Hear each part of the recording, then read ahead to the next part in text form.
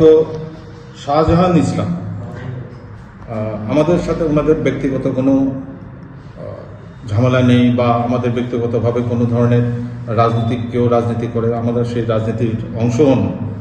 কিন্তু আমাদের যে মূল বিষয়বস্তুটি হচ্ছে, উনি যখন একজন প্রফেশনাল লোককে, মানে যিনি প্রফেশনাল ব্যক্তিত্ব, বর্তমানে উনি ত্রিপুরা রাজ্যের মুখ্যমন্ত্রী, উনাকে পলিটিক্যালি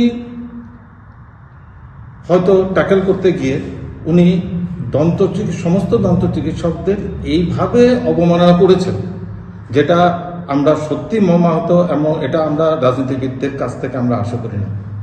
বেশ কয়েক বছর আগেও একটি ঘটনা ঘটেছিল, হয়তো রাজনৈতিক প্রতিপক্ষ উনারা, জনৈক প্রাক্তন মন্ত্রী, উনি হঠাৎ করে বলে উঠলেন যে দন্ত চিকিৎসকরা নাকি ডাক্তারই না। তো এই ধরনের যে কমেন্টগুলো, এই কমেন্টগুলো কিন্তু সমাজে একটা নেতিবাচক প্রভাব পড়ে। এই আমাদের যে প্রফেশনাল সম্মান, প্রত্যেকটা প্রফেশনালের কিন্তু নিজস্ব একটা সম্মান আছে।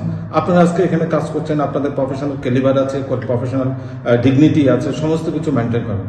এখন অন্য কেউ এসে যদি এই প্রফেশনাল এক্সপিরিয়েন্স নেই, কোনো ধারণা নেই, এসে কটূক্তি করে, এটা সত্যি ওই প্রফেশনের জন্য খুবই মারাত্মক।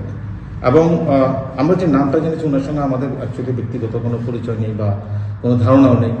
তো ওনার যে এই যে এমনভাবে প্রেজেন্টেশনটা করেছেন, শুধু যে ভাষা দিয়ে সব কিছু বলতে হয় তা না, ওনার যে বডি ল্যাঙ্গুয়েজটা ছিল, এটাও বড় মারাত্মকভাবে আমাদের আহত করেছে।